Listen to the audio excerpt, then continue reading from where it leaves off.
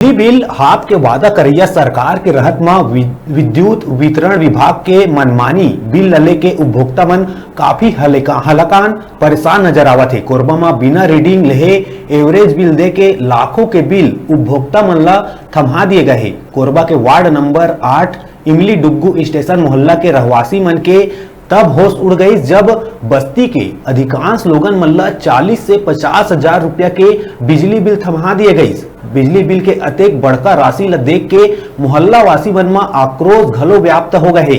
इस संदर्भ में जब बिजली विभाग के अधिकारी सहायक अभियंता तेजराम कोसरिया ले न्यूज 36 टीम द्वारा जानकारी लेना चाहिए त अपन सफाई देवत नजर आई।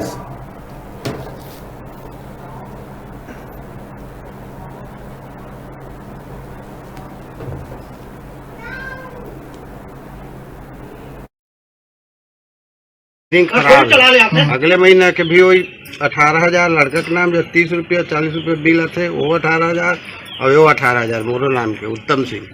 क्या महीना के बिजली बिल हो? अब लिखे भाई 3-4 महीने के है।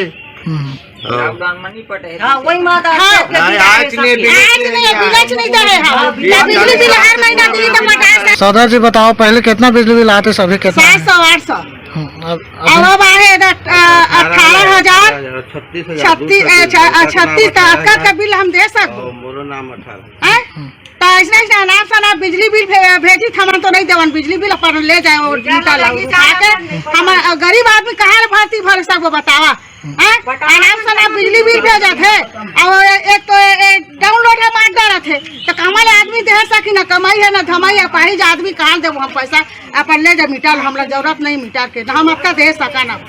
मोर बिजली बिल जून में 1110 रुपये आए रही 16 में पटाए हूँ और ओला नहीं पटाए है करके अभी वो 1710 रुपये के फिर भेज दे जबकि ओकर मोर कर रसीद वगैरह सब कुछ है। तो ये बिजली विभाग के मनमानी जब से ठेकेदारी हो है तब से बिजली विभाग जैसे मर्जी पड़ाते वैसे करत जाते। ये अत्याचार है नहीं हो तक का गरीब मन उखाड़ के ले जाए है भाई।